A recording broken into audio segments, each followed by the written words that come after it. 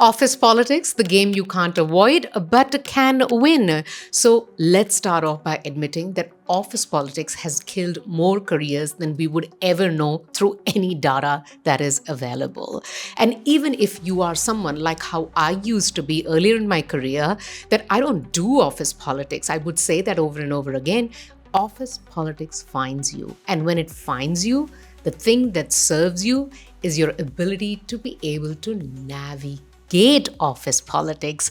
Welcome to the channel, everybody. My name is Anjalisharma. I'm the founder of a multinational story practice based in Singapore. For more than a decade, I've been working with clients such as LinkedIn, Google, ByteDance, Microsoft, and many more. My purpose is simple: make you successful by telling your story. I'm also the author of a bestseller, Strategic Storytelling. Let's get back to office politics. In this video, I want to tell you 3 stories and the lesson learned from these 3 stories that have helped me and some of my friends and colleagues and people that I work with navigate office politics. Number 1, the resignation litmus test. Do they value you or they use you? So in 2006, I was working in Australia, Melbourne. I was made to run a really large project, and that project ended up becoming very, very successful. So I used that project as a leverage to ask for a promotion. It was a big deal to run it successfully. Now, every time I would ask for promotion, I would get told that there are no such positions available. And I realized that it was not because of lack of ability and my talent, but there was something else at play. Why would they constantly keep saying to me that there is no position available? So I decided I'm going to look outside, secure a role for myself, and then put in my resignation. Truth be told, in my heart, I knew I was a valuable employee. When I would put my resignation, something would change. It was a gamble. Maybe it wouldn't, but I took that gamble. So I secured a position in a different organization. I gave the resignation to my boss. Believe you me, within 10 minutes, the general manager of the company, who was my boss's boss, maybe even 2 levels up, called me. And he sat me down and he said something that I will never forget. He said to me that if I make you the chief, or in other words, promote you and make you the leader, then I'll not have enough Indians to work. In fact, I tell the story in my book as well. What that saying is, too many chiefs and not enough Indians. It's a saying. What that means is that if everybody's going to be a leader, then who's going to be the worker? I looked right into the eyes of the general manager and said to him, I understand that, but I need to grow. And I held the silence. I didn't say anything more. Now, within few days, a new role was created for me and I was promoted. Now, here's what I want you to understand. Sometimes you are not getting promoted because someone else is benefiting from keeping you in that position. You are important for their success.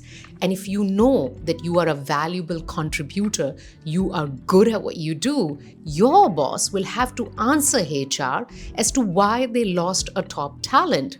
And if you recognize those 2 things, I would say to you, take the calculated risk. Go find another job and then use that as a resignation litmus test to see whether things change for you or no. But I must say, it is a gamble. Sometimes things don't change. They do not give you an offer. And in that case, you are better off leaving anyway because you're going to get stuck. So in either way, whether they offer you a new role or whether they don't offer you a new role, you are better off. So resignation litmus test has been one of my biggest things to learn how to navigate office politics. Let's move to story number 2. Story number 2, when making your value visible can lead you into a very difficult place. So this actually is a story of a friend of mine. She's talented. She's very good at what she does. She wanted to move ahead. And she knew that she was stuck in that role, and just like me, she was stuck in that role. So what she started doing was, she started catching up with other people within the company, right? She'll go and have coffee with someone, just put the fillers out that she's looking for moving if there is any opportunity available. Now, her boss got to learn about it. In fact, the very senior leader from the company got to learn about it, that she's having these conversations. He confronted her, and to say the least, it was kind of an awkward, uncomfortable situation. When I asked this friend of mine, how would you change that in future?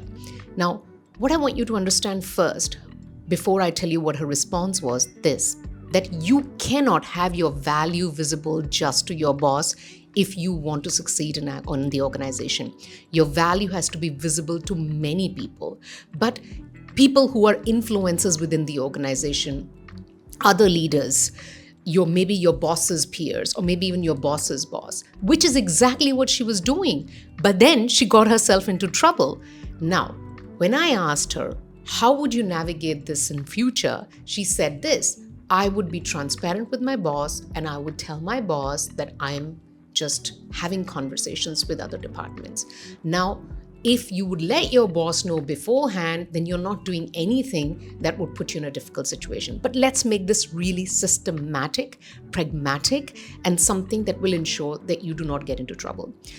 Firstly, I want you to understand making your value visible to wider network in the organization is very important for you. So go find 5 leaders other than your boss that you need to have, visibility in front of. Your value should be visible to them.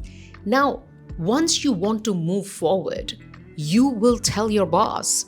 You can email your boss by saying, I'm really interested in understanding the organization at a wider level, what different departments do, and have my network so that I can actually do a good job in my role, expand my networks, and bring efficiency into my current role. So I will be having coffee catch-ups and lunches and discussions and meetings with people from other departments. Now, when you just say that, he or she, your boss, are not going to think that you're looking for other roles. And when you actually go and meet up with people from other departments, you're not also asking for other roles, but building a connection with them will naturally make your value visible to them.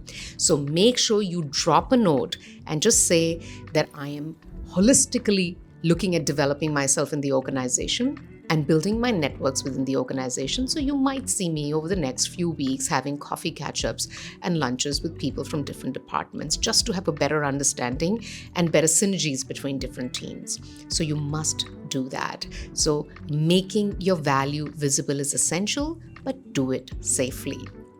Okay, let's move to the story number 3, and the hardest one. When you get cornered into a situation where people ask for information and you feel compelled to give it. I hate this one with passion, because every time I find myself in this situation, I will say something that I will wake up at 2 a.m. in the morning worrying about. Why did I share this? It is not comfortable. And now I have equipped myself with how to actually navigate this situation. So let's go back to just actually a couple of months ago.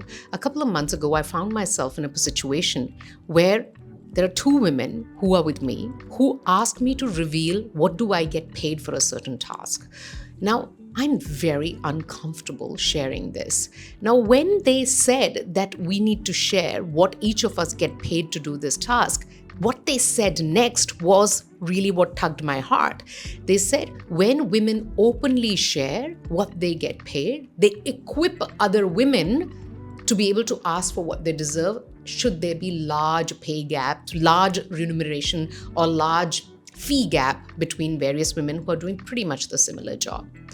Now, I felt like I want to be a person who help women rise, and I want to contribute. So almost till here, the information came. And then I stopped myself and I said, how well do I know these 2 women? Not really very well. And how is it that in this setting, if I share with them what do I get paid for a certain task, helps women rise? It helps these 2 to maybe go and then tell someone else that, gap in what we get paid. But I was like, no, even if I'm not able to assess whether it's right or not, to share the information with them in this moment, I'm going to take a graceful exit. So I have this line now that I always use where I sort of say, I'm highly uncomfortable sharing this information. And then I just hold silence. My palms sweat, my heartbeat increases, and I see the look on other people's face. But here's what you must remember: in that 10 minutes of discomfort, you have saved yourself many, many sleepless nights. Because if I was to share that information at that moment, I would be waking up many other nights worrying about what was the purpose of that sharing? Like, why would you share that? I know my worth. I know I get paid accurately, but this whole proposition, help other women rise, is incorrect. Going back to the point, if you find yourself in a setting where you're being asked to reveal information that you're not comfortable with, make sure this sentence is your best friend. I'm highly uncomfortable sharing that information. I hope you understand. Just say that much. It will be uncomfortable, but you will thank yourself later. So in summary, the 3 things that I said is resignation litmus test. Whether you're used or valued, figure that out. Number 2, I said to you, was when your value visibility can lead you into a difficult spot, make sure you actually lead it in a transparent way. Finally, number 3, make this sentence, I'm highly uncomfortable sharing this information. I hope you understand, your best friend. I hope that helps you navigate office politics, because even if you want nothing to do with office politics will find you. Stay storied. If you liked what you heard, please hit the subscribe button. It's a way for you to tell me that if this content that I create really helps you. Stay storied. I'll see you here soon again.